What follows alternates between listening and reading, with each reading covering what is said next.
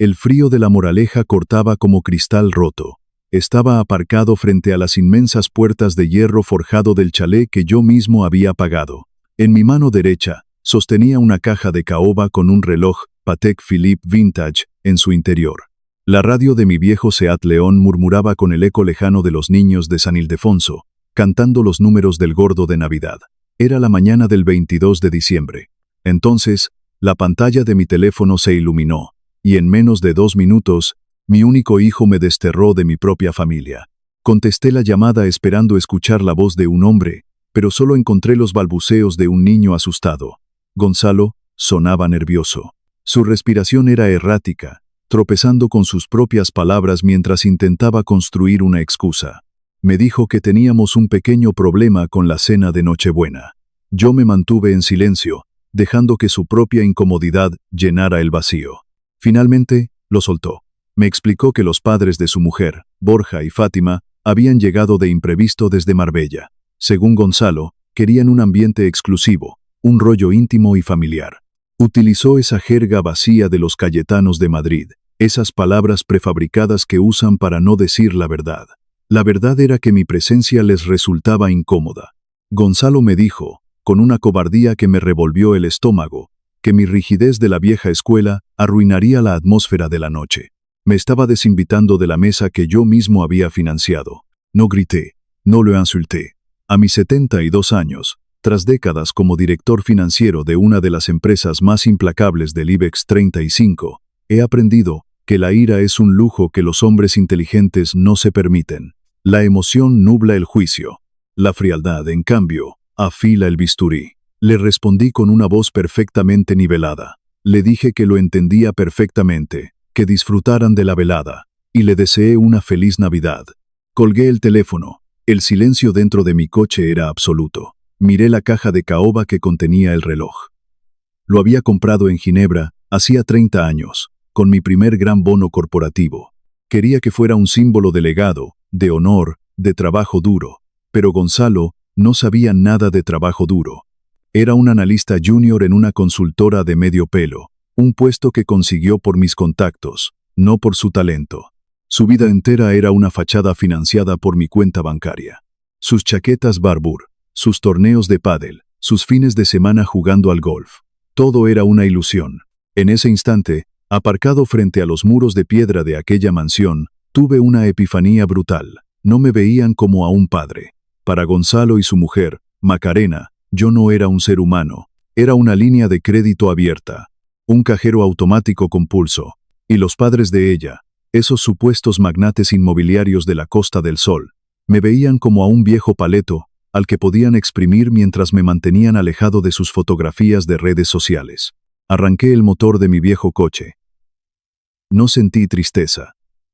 Sentí una claridad absoluta, fría y cortante como el hielo. Puse el coche en marcha y me alejé de la Moraleja. No iba a volver a mi casa. Tenía una cita mucho más importante. Conduje por la autopista A1, directo hacia el corazón financiero de Madrid. El paseo de la Castellana se alzaba ante mí, lleno de ejecutivos apresurados y tráfico denso. Aparqué en el aparcamiento subterráneo de la sede central del Banco Santander.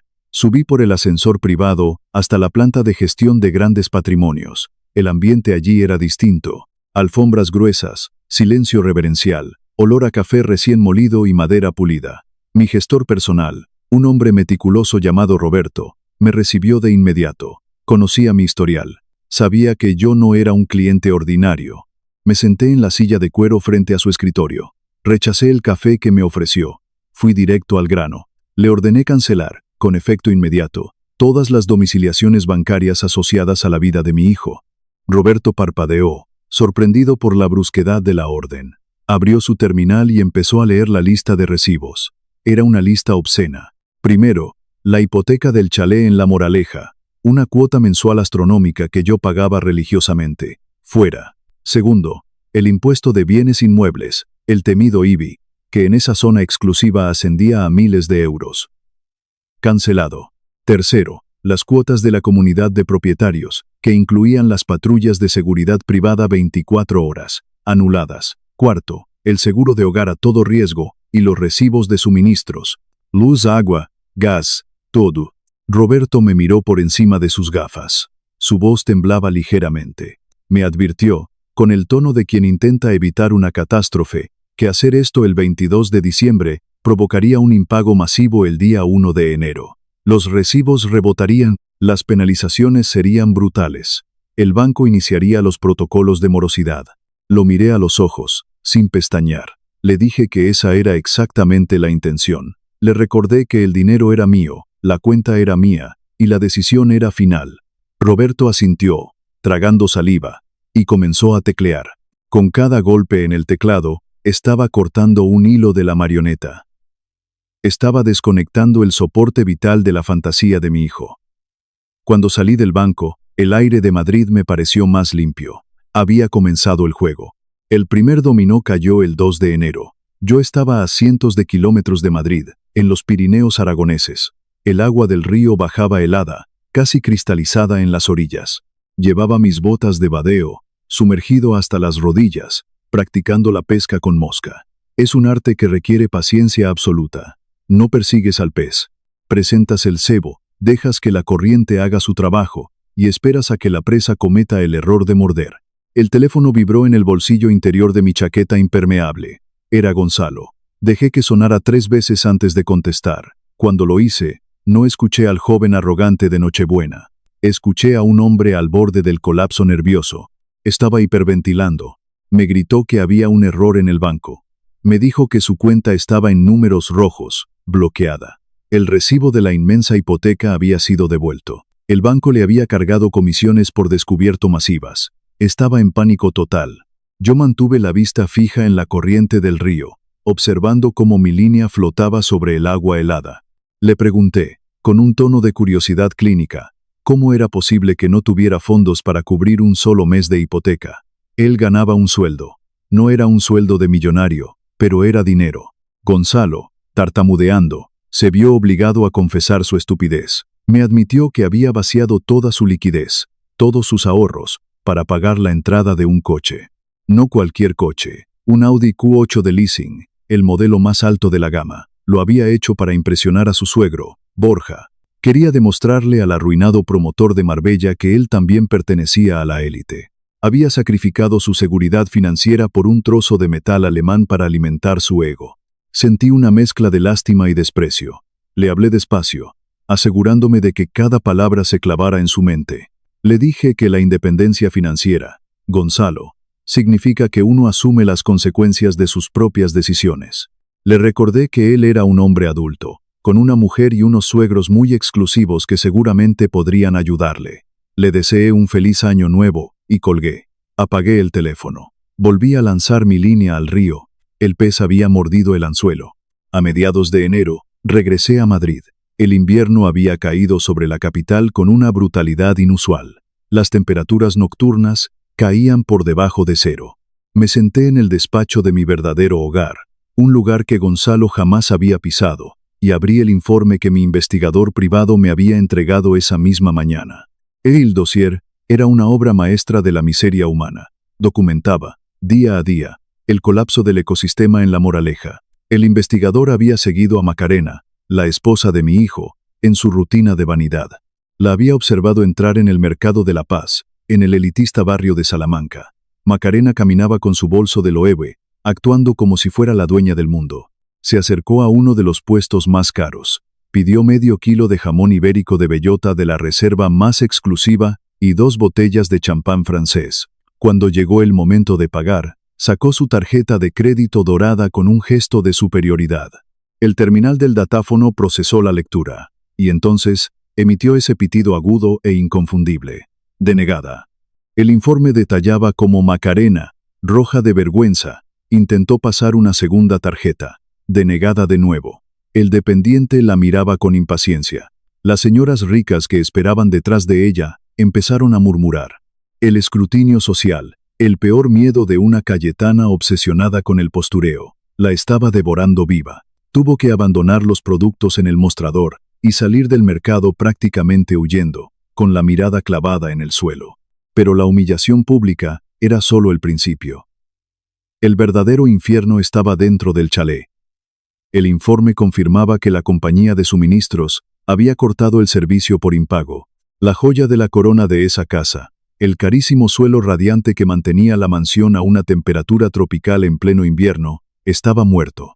La inmensa casa de piedra y cristal se había convertido en una nevera gigante. Borja, el supuesto rey de la Costa del Sol, se paseaba por los pasillos envuelto en 3 mantas, quejándose amargamente del frío polar. Fátima, la madre de Macarena, estaba sufriendo crisis de ansiedad diarias. La compañía de telecomunicaciones Movistar les había cortado la fibra óptica. Sin internet de alta velocidad, Fátima no podía hacer sus compras compulsivas online, y Macarena no podía subir fotos a sus redes sociales fingiendo una vida perfecta. Estaban aislados, congelados y arruinados. Los micrófonos direccionales que el investigador había apuntado hacia los ventanales del jardín captaron las discusiones. Eran brutales. Macarena había desatado toda su furia contra Gonzalo. Le gritaba que yo era un sociópata, un viejo amargado y resentido que estaba torturando a su familia por puro sadismo. Escuchar las transcripciones de esas grabaciones fue revelador. Macarena no asumía ninguna responsabilidad. En su mente enferma, el dinero que yo había ganado con 40 años de sudor y estrés corporativo le pertenecía a ella por derecho divino. Manipuló a Gonzalo con una precisión venenosa. Le dijo que no podían permitir que yo los humillara así. Le exigió que fuera a buscarme, que me enfrentara y que me obligara a reactivar los pagos. Gonzalo, débil y desesperado por complacer a su mujer, cedió. El informe del investigador concluía con una nota de urgencia de esa misma tarde. Gonzalo y Macarena habían salido de la casa congelada. Se habían subido a su inmaculado Audi Q8, el único símbolo de riqueza falsa que les quedaba, y habían arrancado a toda velocidad. Habían introducido una dirección en el navegador GPS del coche, una dirección en el castizo barrio de Chamberí.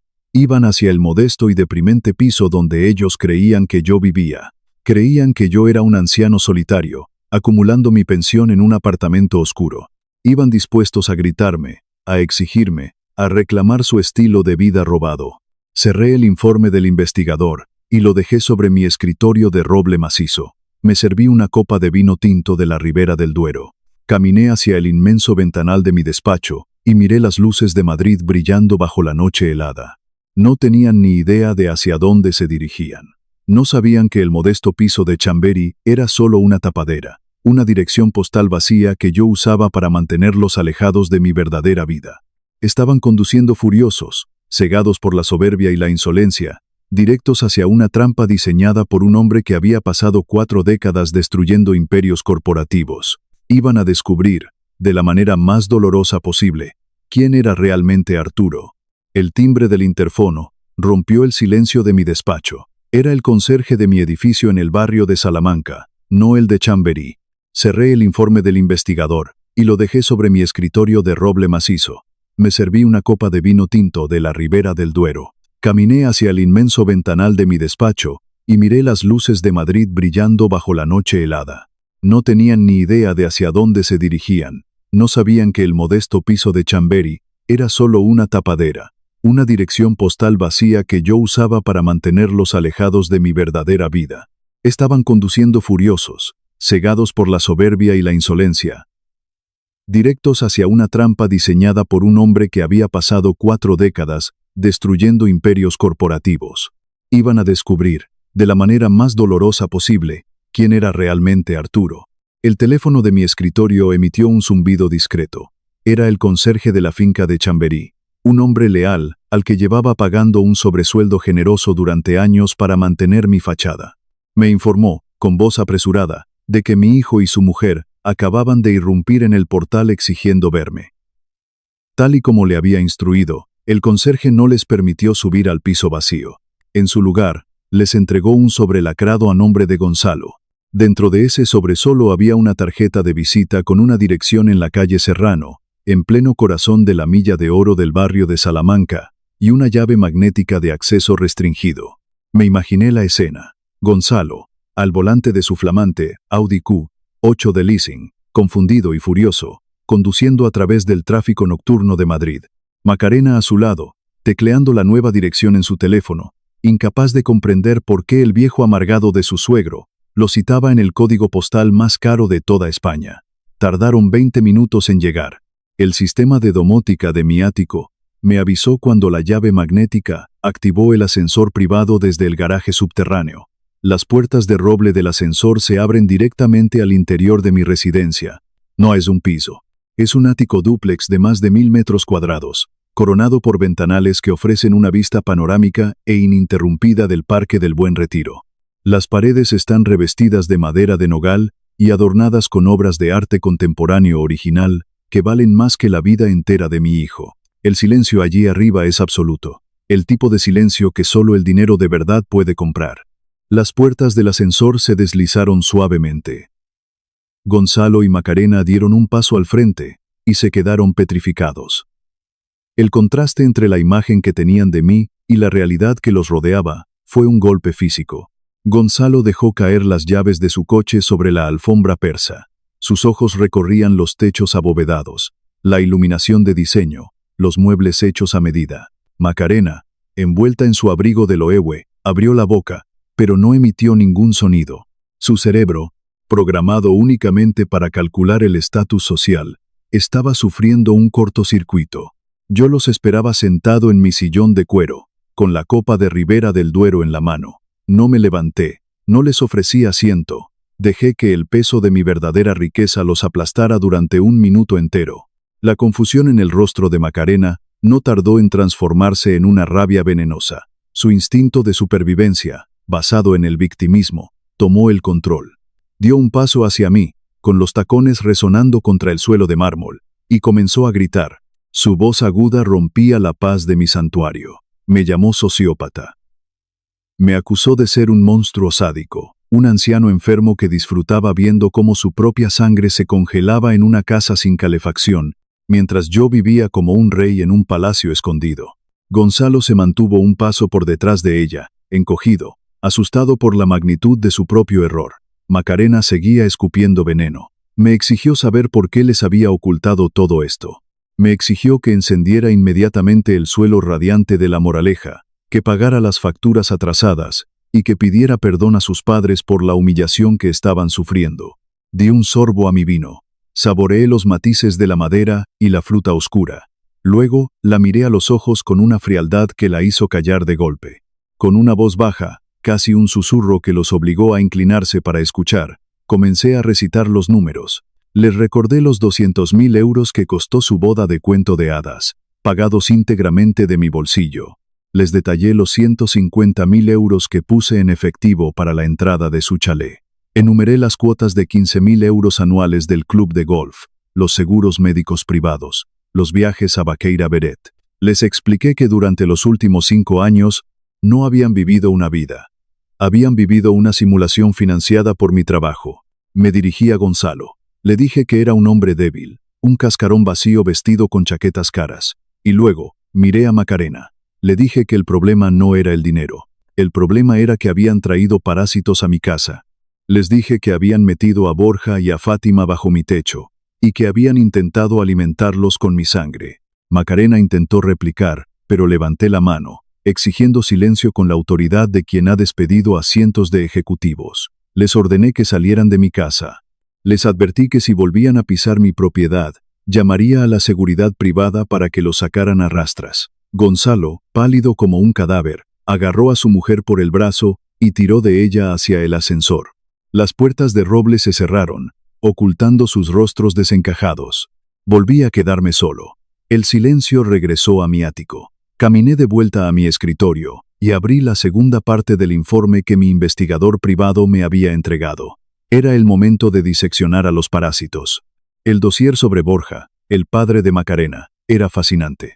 Durante años, este hombre se había paseado por los clubes náuticos de Marbella, presumiendo de ser un titán del sector inmobiliario, pero los documentos que tenía ante mí contaban una historia muy distinta. Borja no era un promotor de éxito, era un estafador acorralado. Las páginas del informe detallaban una red de sociedades pantalla que se desmoronaba. La agencia tributaria, la implacable Hacienda Española, le había embargado todas sus cuentas bancarias y propiedades en la Costa del Sol. Pero eso no era lo peor. Borja estaba siendo investigado activamente por la Unidad Central Operativa de la Guardia Civil, la temida UCO. Los cargos eran gravísimos: blanqueo de capitales, fraude fiscal y alzamiento de bienes. El investigador había descubierto el verdadero motivo de su repentina visita navideña. Borja y Fátima no habían venido a Madrid buscando un ambiente íntimo y familiar. Estaban huyendo. Habían llegado a La Moraleja en una furgoneta alquilada, descargando 8 baúles inmensos en plena noche. No eran invitados. Eran ocupas de lujo, escondiéndose de la justicia en la casa que yo pagaba, utilizando a mi hijo como escudo humano. Esa era la razón por la que Borja se quejaba tanto del frío cuando corté los suministros. No tenía ni un solo euro a su nombre para encender una estufa. Estaba atrapado en una mansión helada, aterrorizado de que la Guardia Civil llamara a la puerta en cualquier momento. Al cortar el grifo financiero, yo no solo había arruinado el postureo de Macarena, había destruido el refugio seguro de un criminal. Los días siguientes fueron un ejercicio de observación clínica. A través de mis contactos en el banco, supe exactamente cuándo se entregó el golpe de gracia. Un mensajero llegó a las puertas del chalet en La Moraleja y entregó un burofax oficial. Era el aviso de embargo. El banco notificaba formalmente a Gonzalo que, debido al impago de la hipoteca y a la acumulación de deudas, iniciaban el proceso de ejecución hipotecaria. Iban a perder la casa. Las grabaciones de audio que mi investigador seguía obteniendo desde el exterior del chalet revelaban un nivel de pánico absoluto. La casa era un congelador. Fátima lloraba histéricamente, envuelta en abrigos de piel sintética, temiendo acabar en la calle. Borja gritaba, exigiendo a Gonzalo que solucionara el problema antes de que la policía empezara a hacer preguntas sobre su paradero. Fue entonces cuando Macarena, en un acto de desesperación pura, tomó el control de la situación. Escuché su voz a través de las grabaciones, trazando un plan con la frialdad de un animal acorralado. Convenció a Gonzalo de que la única salida era vender el chalet de inmediato, antes de que el banco ejecutara el embargo. Su aritmética era tan simple como delirante. Macarena calculó que, dada la exclusividad de La Moraleja, podrían vender la propiedad rápidamente por 1.500.000 euros. Con ese dinero, pagarían los 800.000 euros que aún le debían al banco por la primera hipoteca. El resto, unos 700.000 euros en pura liquidez, iría directo a sus bolsillos. Con ese capital, planeaban alquilar un piso de lujo en el centro de Madrid, mantener su falsa imagen en las redes sociales y, lo más importante, financiar la huida de Borja y Fátima hacia un paraíso fiscal. Creían haber encontrado la salida perfecta. Creían que podían liquidar el activo que yo había financiado y usar mi dinero para salvar a los parásitos. Una semana después, mi teléfono personal sonó. Era Gonzalo. Contesté y dejé que hablara. Su tono había cambiado drásticamente. Ya no sonaba asustado ni humillado. Sonaba arrogante, inflado por una falsa sensación de victoria. Me llamó por mi nombre de pila, Arturo, en un intento patético de demostrar superioridad. Me dijo que llamaba por cortesía, para informarme de que ya no necesitaban mi dinero ni mis lecciones de moralidad. Con una suficiencia que me dio ganas de reír, me anunció que habían encontrado a un comprador que pagaba al contado, un promotor ruso que quería el chalet como inversión y que no necesitaba financiación bancaria. Gonzalo saboreaba cada palabra. Me informó de que la firma de la escritura de compraventa tendría lugar la semana siguiente en una prestigiosa notaría del centro de Madrid. Me dijo que, una vez firmaran, estarían completamente libres de mi control, que nunca más tendrían que soportar mi tiranía. Se despidió con un tono burlón y colgó el teléfono. Me quedé mirando la pantalla apagada de mi móvil durante unos segundos. Una sonrisa lenta y fría se dibujó en mi rostro. Gonzalo y Macarena creían que estaban a punto de escapar. Creían que el tablero de ajedrez era suyo. No entendían que yo llevaba 5 años esperando este exacto movimiento. Desbloqueé el teléfono y busqué en mi agenda el número de Ignacio. Ignacio no es solo mi amigo más antiguo, es el abogado corporativo más despiadado de todo Madrid. Un hombre que conoce los rincones más oscuros del derecho mercantil español. Ignacio contestó al segundo tono. Su voz grave y rasposa resonó en el auricular. No necesité darle explicaciones largas. Él conocía el plan desde el principio. Le dije que Gonzalo había mordido el anzuelo. Le dije que habían encontrado un comprador y que iban a intentar vender la casa de La Moraleja la próxima semana. Hubo un breve silencio al otro lado de la línea, seguido por una risa seca y contenida de Ignacio. Le di la orden final. Le dije que preparara los documentos originales, que desempolvara el registro de la propiedad. Le dije, con la tranquilidad de un verdugo afilando su hacha, que preparara la trampa del notario. Desbloqueé el teléfono y busqué en mi agenda el número de Ignacio. Ignacio no es solo mi amigo más antiguo, es el abogado corporativo más despiadado de todo Madrid, un hombre que conoce los rincones más oscuros del derecho mercantil español. Ignacio contestó al segundo tono. Su voz grave y rasposa resonó en el auricular. No necesité darle explicaciones largas. Él conocía el plan desde el principio. Le dije que Gonzalo había mordido el anzuelo. Le dije que habían encontrado un comprador y que iban a intentar vender la casa de La Moraleja la próxima semana. Hubo un breve silencio al otro lado de la línea, seguido por una risa seca y contenida de Ignacio. Le di la orden final. Le dije que preparara los documentos originales, que desempolvara el registro de la propiedad. Le dije, con la tranquilidad de un verdugo afilando su hacha, que preparara la trampa del notario. 7 días después, el clima en Madrid era gris y opresivo, pero dentro de la notaría de la calle Velázquez, el ambiente era de una euforia casi palpable. Las notarías en España son templos de la legalidad. Huelen a papel timbrado, a cuero viejo y a cera para madera. Son lugares donde las fortunas cambian de manos bajo la mirada estricta de un funcionario público. Llegué 15 minutos antes de la hora acordada. Ignacio ya me esperaba en el vestíbulo, vestido con un traje a medida impecable, sosteniendo un maletín de piel negra que contenía la ruina absoluta de mi hijo. Nos mantuvimos en silencio, observando desde una sala contigua a través de las puertas de cristal esmerilado. En la sala principal de firmas, Gonzalo y Macarena ya estaban sentados. Parecían haber recuperado toda su arrogancia. Gonzalo llevaba un traje azul marino y el pelo perfectamente engominado, fingiendo ser el joven tiburón financiero que nunca fue. Macarena estaba a su lado, radiante. Sostenía su teléfono móvil, deslizando el dedo por la pantalla. A través del cristal, pude ver que estaba navegando por portales inmobiliarios de lujo, mirando áticos en el exclusivo barrio de Almagro. Ya estaba gastando mentalmente el dinero que creía que iba a ganar. Frente a ellos, se sentaba el comprador. Era un promotor inmobiliario ruso, un hombre corpulento con un abrigo de vicuña, que miraba su reloj de oro con impaciencia.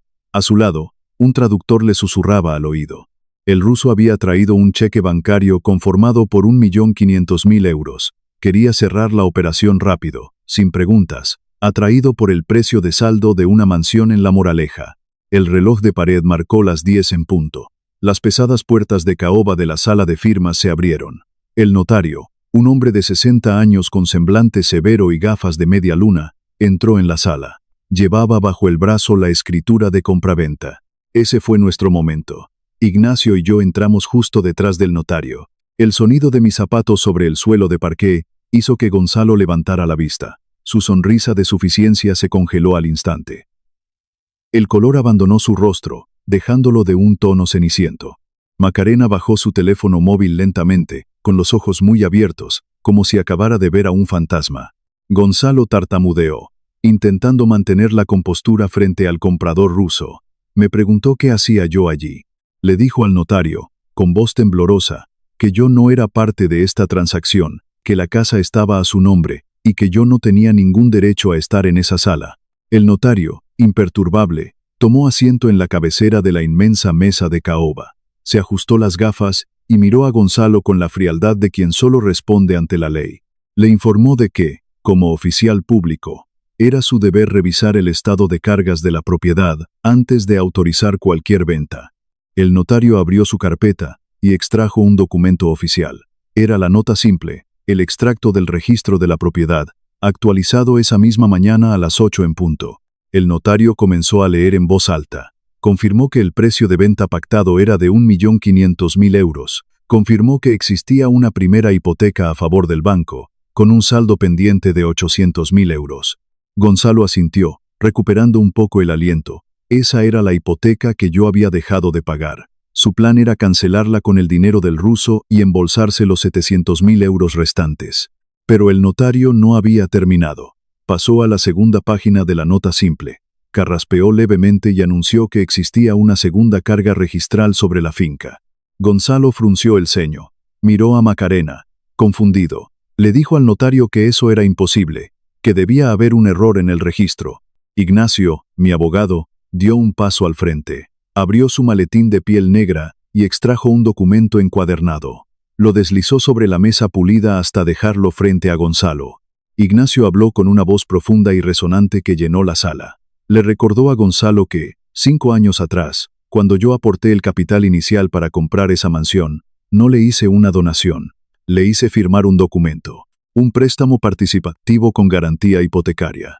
Gonzalo parpadeó, incapaz de procesar la información. En su inmensa ignorancia financiera, él pensó que aquel papel que firmó hace 5 años era un simple formalismo, un capricho de un padre controlador. Nunca se molestó en leer la letra pequeña. Nunca entendió que un préstamo participativo significa que la deuda crece, acumulando intereses compuestos y participando de la revalorización del activo. Y lo más importante, nunca supo que Ignacio había inscrito esa carga en el registro de la propiedad de forma silenciosa, blindando mi dinero. El notario tomó el documento de Ignacio, verificó los sellos y asintió. Procedió a explicar la matemática brutal de la ruina de mi hijo. El notario habló despacio, asegurándose de que cada cifra cayera como una losa de plomo. El precio de venta era de 1.500.000 euros. La primera hipoteca del banco exigía 800.000 euros.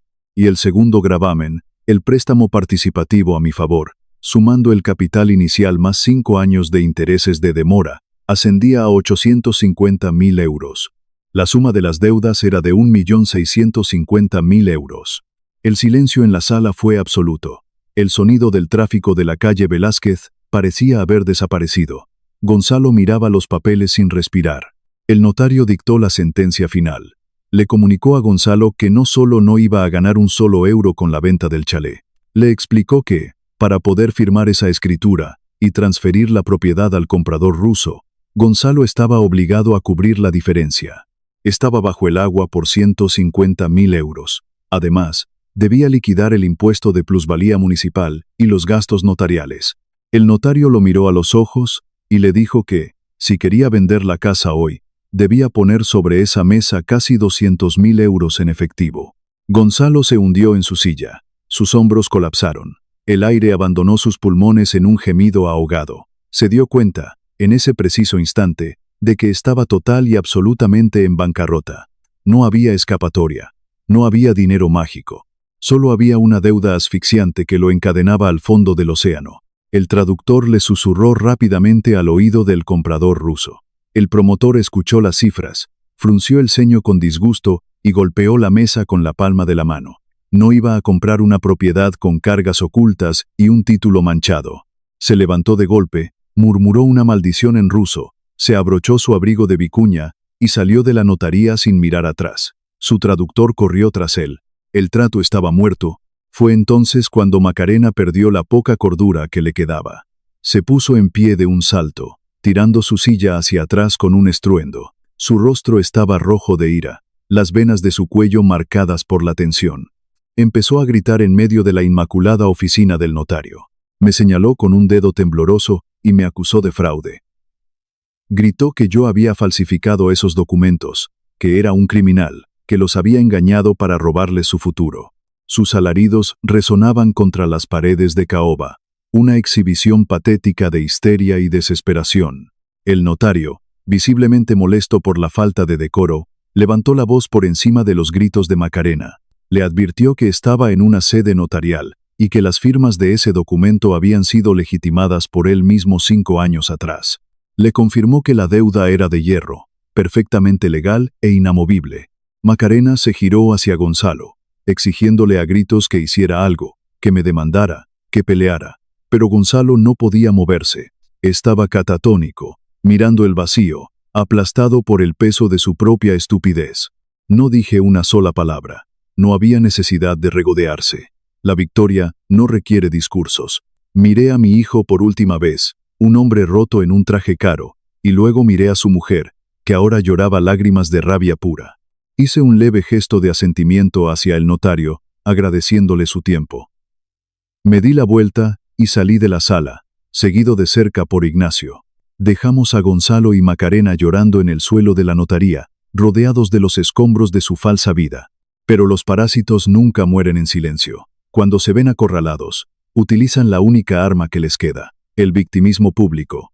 A la mañana siguiente, el escándalo estalló. Estaba en mi ático, tomando mi primer café del día, cuando mi teléfono empezó a vibrar sin descanso. Mensajes de antiguos socios, correos de miembros del consejo de administración, alertas de noticias. Abrí la aplicación de Instagram. Allí estaba ella. Macarena había iniciado una transmisión en directo a las 9 de la mañana. El escenario estaba perfectamente calculado. Se había posicionado justo frente a las inmensas puertas de hierro forjado del chalet de La Moraleja, que ahora estaban cerradas con una cadena y un candado del banco. Llevaba ropa oscura, sin maquillaje, con el pelo estratégicamente desordenado para parecer vulnerable y destruida. Hablaba a la cámara de su teléfono con la voz quebrada, llorando lágrimas de cocodrilo que habrían engañado a cualquiera que no conociera su verdadera naturaleza. En su monólogo, me describió como un monstruo, un multimillonario despiadado del IBEX 35 que había enloquecido.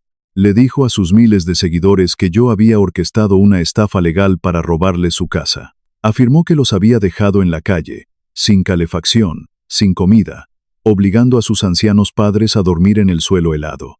Apeló a la empatía de las redes sociales, hablando de abuso financiero, de violencia económica, de la tiranía de los poderosos contra los jóvenes que solo intentan salir adelante.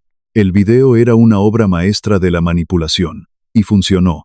En cuestión de horas, la transmisión se volvió viral. Fue compartida por miles de personas. Los cayetanos de Madrid, siempre dispuestos a indignarse por las desgracias de los suyos, la convirtieron en una mártir. Los foros de Internet y las redes sociales se llenaron de insultos hacia mí. Fui expuesto públicamente. Mi nombre, mi historial corporativo y la dirección de mi ático en el barrio de Salamanca fueron publicados en Internet. La turba digital exigía mi cabeza. Me llamaban psicópata, ladrón, escoria capitalista.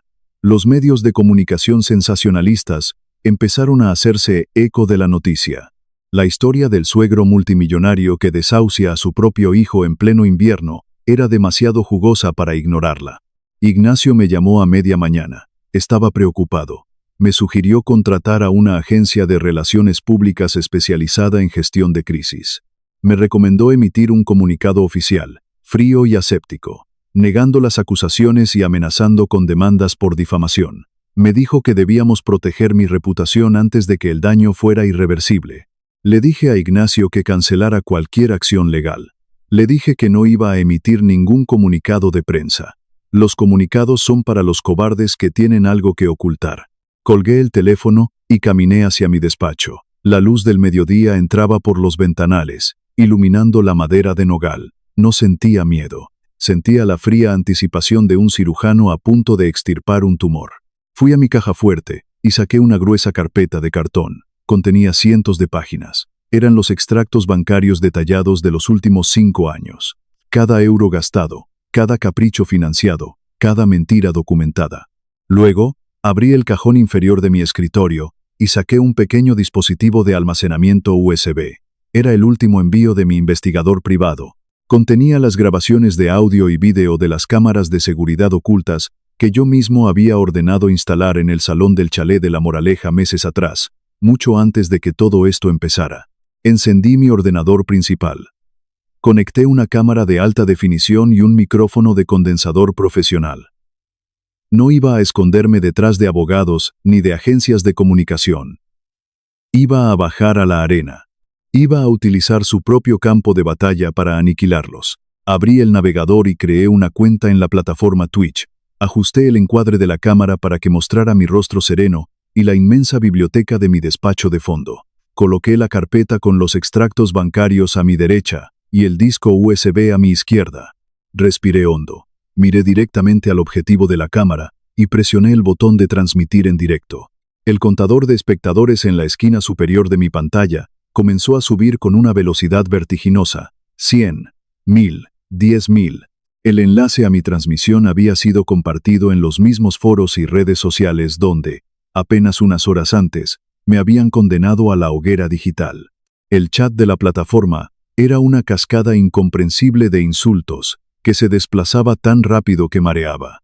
Me llamaban de todo: viejo usurero, psicópata, escoria del IBEX 35, maltratador financiero. Yo me mantuve en absoluto silencio durante los primeros 5 minutos, dejando que la turba escupiera todo su veneno. Mi rostro, iluminado por la luz fría del monitor, no mostraba ni un ápice de emoción. Había lidiado con huelgas sindicales y OPAs hostiles mucho más intimidantes que un grupo de justicieros de teclado. Cuando el contador superó los 50.000 espectadores, acerqué el micrófono de condensador a mis labios. Mi voz, grave y pausada, resonó en miles de dispositivos por toda España. No saludé, no me disculpé, no mostré debilidad. Simplemente dije que la verdad no se cuenta con lágrimas de cocodrilo en la calle, sino con números impresos en un papel. Con un clic de mi ratón, compartí la pantalla de mi ordenador. El chat se llenó de signos de interrogación cuando proyecté el primer documento. Era un extracto bancario oficial, sellado y fechado por la entidad. Pertenecía a la cuenta de crédito que yo pagaba religiosamente para mi hijo y su mujer. Fui quirúrgico. No dejé espacio para la interpretación. Señalé las fechas exactas en las que Macarena afirmaba, en su lacrimógeno vídeo viral, que estaban pasando hambre y frío, que los había dejado en la indigencia. Proyecté un cargo de 3.000 euros en la boutique de Loewe, de la calle Serrano, fechado exactamente 3 días después de que les cortaran la calefacción. Luego, otro cargo de 800 euros en Diverexo, el restaurante con estrellas Michelin. Detallé el concepto del cargo, un menú degustación con maridaje de vinos exclusivos, consumido la misma noche en que supuestamente sus ancianos padres no tenían dinero para cenar. No me detuve ahí. Mostré las transferencias de 15.000 euros anuales para pagar las cuotas del elitista club de golf de Gonzalo. Mostré los recibos de la clínica de medicina estética del barrio de Salamanca donde Macarena se inyectaba ácido hialurónico y botox mientras lloraba miseria en internet. Mostré los pagos del leasing del Audi Q8. Expuse cada euro gastado en su teatro de vanidad. El efecto fue inmediato y devastador. La cascada de insultos hacia mí en el chat se detuvo en seco. Hubo un silencio digital que duró apenas unos segundos. Una pausa colectiva mientras 50.000 cerebros procesaban la evidencia. Y entonces, la marea cambió de dirección con una violencia brutal. Internet no perdona la hipocresía, y mucho menos el postureo financiado. Los mismos usuarios que antes la defendían a capa y espada, ahora la despellejaban viva. La llamaban parásito, estafadora, sanguijuela. Su imagen de mártir oprimida se desintegró en tiempo real, aplastada por el peso irrefutable de sus propios extractos bancarios. El Tribunal Popular había dictado una nueva sentencia, pero yo no había encendido esa no había encendido esa cámara solo para humillar a una niña malcriada y destruir su reputación en redes sociales. Eso era solo un daño colateral. Tenía que extirpar la raíz del problema. Miré directamente al objetivo de la cámara y dije que el postureo era un pecado venial, una simple muestra de estupidez humana. Pero lo que estaba a punto de mostrarles era un delito penal castigado con años de prisión. Levanté el pequeño disco USB para que todos lo vieran. Expliqué con voz calmada que, al ser el propietario legal y único financiador del chalet de La Moraleja, había tomado la precaución de instalar un sistema de seguridad integral. Cámaras y micrófonos ocultos en el salón principal, instalados mucho antes de que los padres de Macarena llegaran a Madrid. Hice clic en el archivo de audio. La voz de Borja, el supuesto magnate inmobiliario arruinado de la Costa del Sol, llenó la transmisión. Se le escuchaba conspirando en susurros febriles con su mujer, Fátima. La calidad del sonido era cristalina, captando cada matiz de su avaricia. Los 50.000 espectadores escucharon en un silencio sepulcral cómo Borja planeaba contactar con un médico corrupto en Madrid. Su objetivo era conseguir un certificado médico falso, un informe psiquiátrico manipulado, para presentar una demanda de incapacitación judicial contra mí. Explicó su plan con una frialdad que helaba la sangre. Querían declararme mentalmente incompetente por demencia senil ante un juez. Si lograban que el Ministerio Fiscal aprobara la incapacitación, Gonzalo, como mi único hijo, tomaría el control legal de todo mi patrimonio. Y una vez que Gonzalo tuviera las llaves de mis cuentas, Borja utilizaría mis millones acumulados en el IBEX 35 para saldar sus deudas millonarias con Hacienda, levantar sus embargos y financiar su huida definitiva a Andorra, lejos de la jurisdicción española. Era un plan oscuro, retorcido y profundamente malvado. Querían robarme la mente para robarme el dinero. El chat estalló en una furia incontrolable. La indignación era absoluta. Estaban escuchando en directo la anatomía de una conspiración criminal para destruir la vida de un anciano y saquear su fortuna. Y entonces jugué mi última carta, la obra maestra de mi venganza, calculada hasta el último milímetro. Dije a los espectadores que la justicia es ciega, pero a veces necesita que alguien le encienda la luz. Cambié la fuente de vídeo de mi transmisión, quité los documentos bancarios de la pantalla y conecté la señal en directo de la cámara de seguridad oculta en el salón del chalet de La Moraleja. La imagen en blanco y negro de la visión nocturna apareció en pantalla. Mostraba a Borja, Fátima, Gonzalo y Macarena sentados en los sofás de diseño del salón.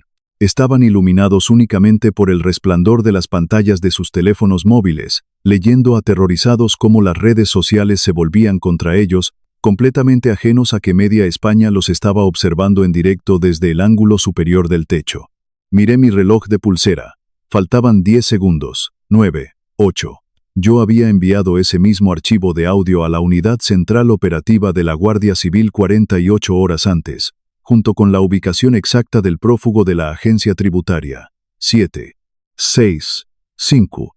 En el segundo 0, la inmensa puerta principal de madera maciza del chalet voló por los aires. El estruendo del ariete policial golpeando la madera fue ensordecedor, saturando los micrófonos de la cámara.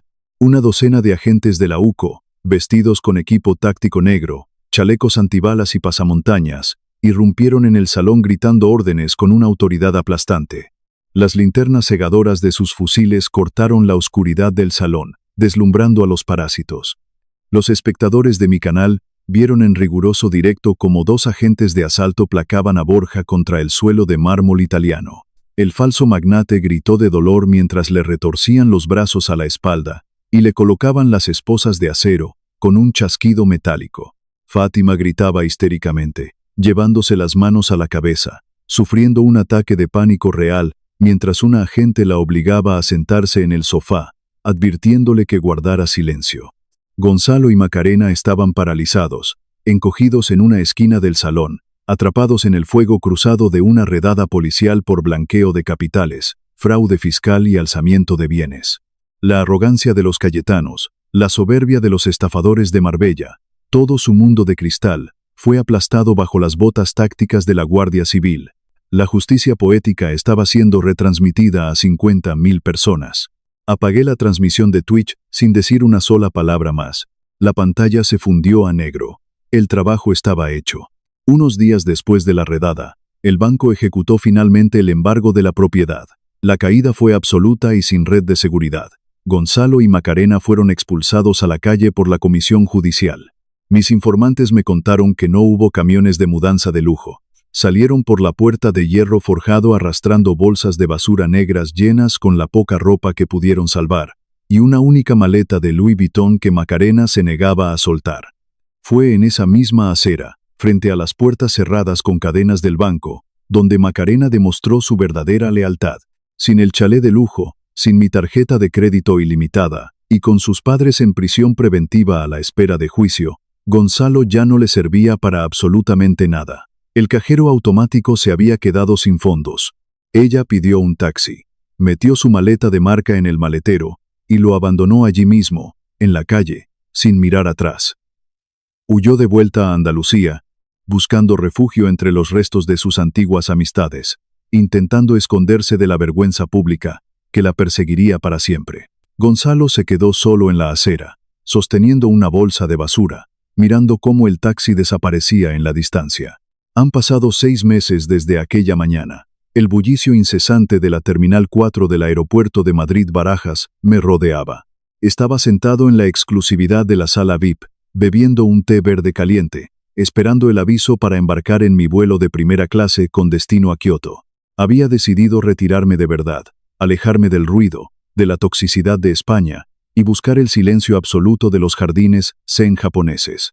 A través del grueso cristal insonorizado de la sala VIP, vi una figura familiar moviéndose entre la multitud de viajeros. Llevaba el uniforme rojo y azul de la empresa de mensajería Seur. Empujaba un carro de metal pesado, cargado de paquetes de cartón.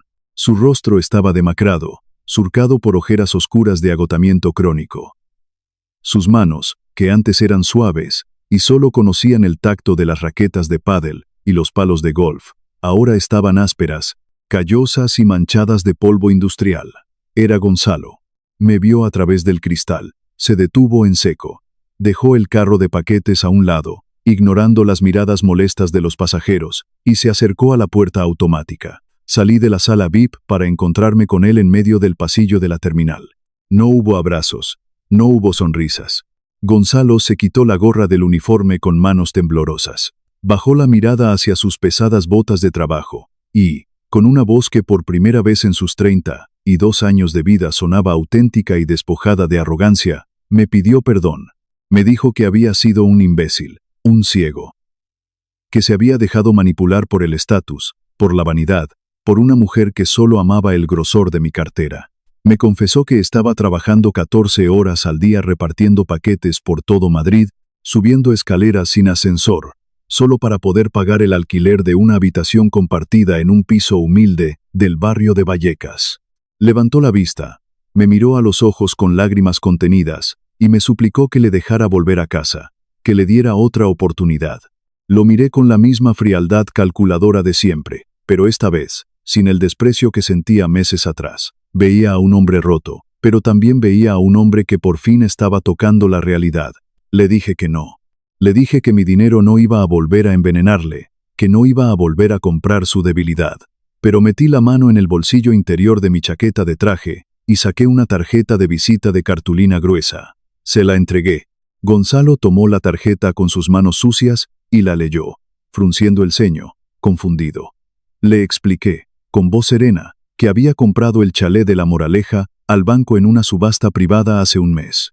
Pero ya no era una mansión para cayetanos ni un refugio para estafadores. Lo había donado y convertido en la sede principal de una fundación para adolescentes huérfanos y en riesgo de exclusión social. Un lugar seguro para chicos que no tenían a nadie en el mundo que les pagara una hipoteca o les comprara un coche. Le dije que la fundación necesitaba un vigilante nocturno de confianza. El sueldo era exactamente el salario mínimo interprofesional, ni un solo euro más. Le dije que, si aceptaba el puesto, pasaría las noches patrullando los pasillos oscuros de la casa que una vez creyó suya por derecho divino, asegurándose de que esos niños durmieran seguros y protegidos.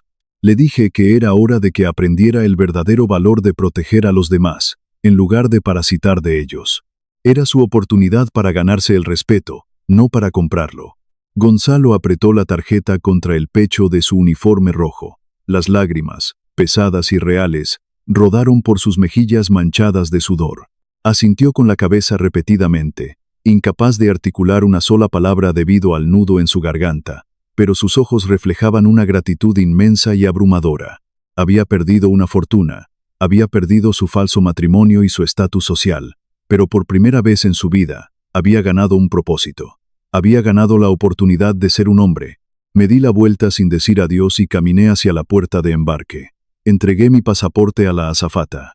Mientras caminaba por el túnel acristalado hacia el interior del avión, sentí que un peso gigantesco, un peso que llevaba arrastrando durante décadas, desaparecía por completo de mis hombros. Por fin, después de toda una vida pagando facturas ajenas y financiando mentiras, era un hombre libre, libre de la carga asfixiante del amor comprado,